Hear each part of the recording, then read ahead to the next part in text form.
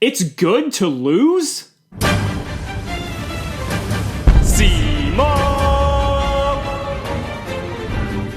What's going on, guys? It's Cimo. Now, today I wanted to bring you a discussion on why it's good to lose in Yu-Gi-Oh! Now, I think collectively we can all agree that no one likes losing in this game. No one likes really losing in general, because winning is a very, very good and gratifying feeling. But the thing about losing in Yu-Gi-Oh! Is that at the end of every match, 99% of the time there's going to be one winner, and there's going to be one loser, with the rare exception of there being a draw, which doesn't consistently happen.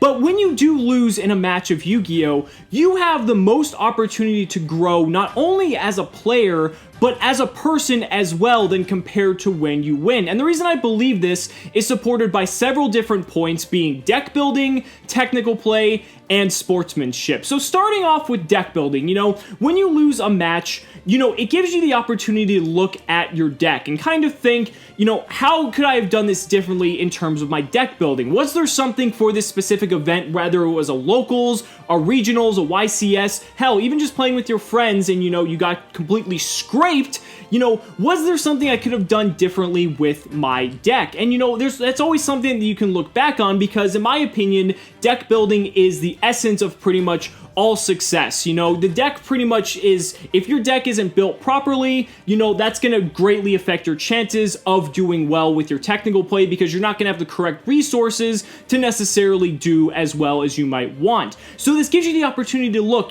should I have been playing 2 or 3 of this card? Should I have even been playing this one card at all?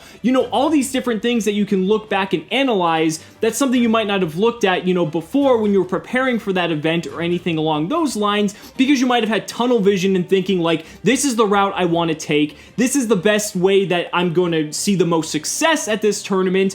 But then when you get completely scraped and you look back, you're like, okay, well, maybe that wasn't the best idea. So that's why I really think that by losing, you actually have the ability to have an introspective look at how you decide to deck build and what card choices you made for that specific tournament. That also kind of plays in terms of meta-analysis as well, because typically when you're deck building, you take the current meta-analysis into account to kind of see what's going to work and what's not going to work in the current meta. But moving on from deck building, losing also allows you to look and reflect on your technical play.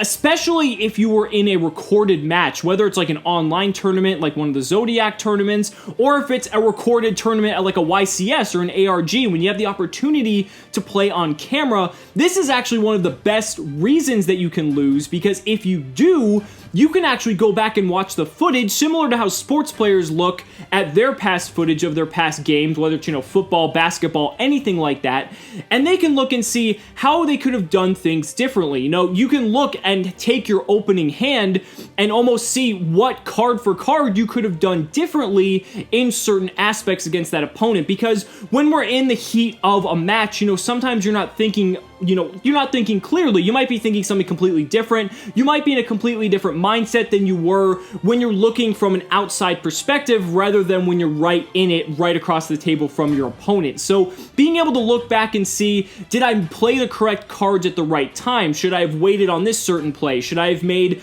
a different play that would have been a much better play, but I didn't see it at the time? So there's a lot of different things that you can take into account and look at by doing so. And there also kind of plays into the mentality of getting tilted. Getting tilted, is when you just lost a match, like say your opponent just drew the absolute nuts and had every answer and everything like that, sometimes you can get tilted and you're not in the right mindset than you would have if you weren't tilted. You're still thinking about the last match when you're in your next one, even though that match is over and there's nothing you can do about it, but you're still letting your emotional state be affected by something that previously happened to you. And so by being tilted, that's going to affect your technical play as well. So not only is your technical play just card for card, like could I have done something different, but you can also measure your emotional state, and if there was some external factor that doesn't necessarily have to do with your actual gameplay, but with whether your emotional state, it could even be a physical state as well, like if something else happened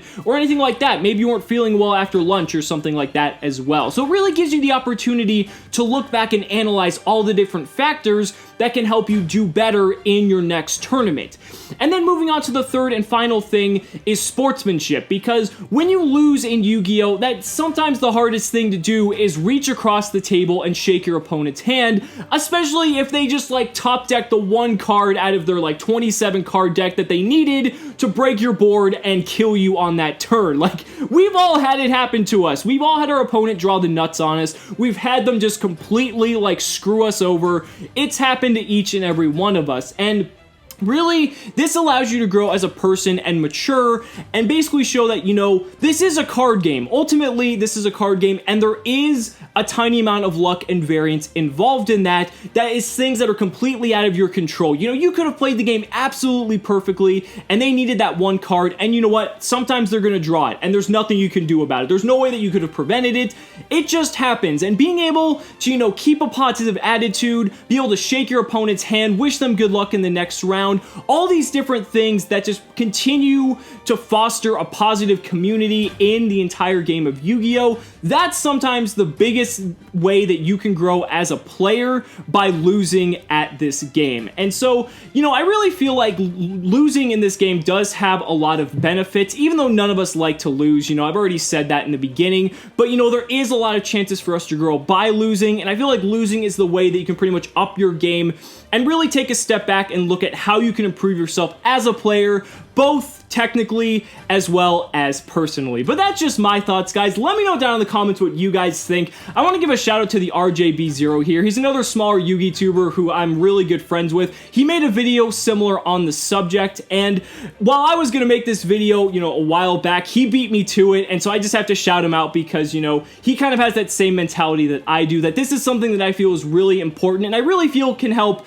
you know, make you grow as a player overall. So that's it, guys. Be sure to like the video as always, subscribe to the channel for more amazing Yu-Gi-Oh content, and be sure to back me on Patreon as well, because just by pledging $1 a month, you're investing in my ability to continue bringing you amazing Yu-Gi-Oh content. So thanks so much again.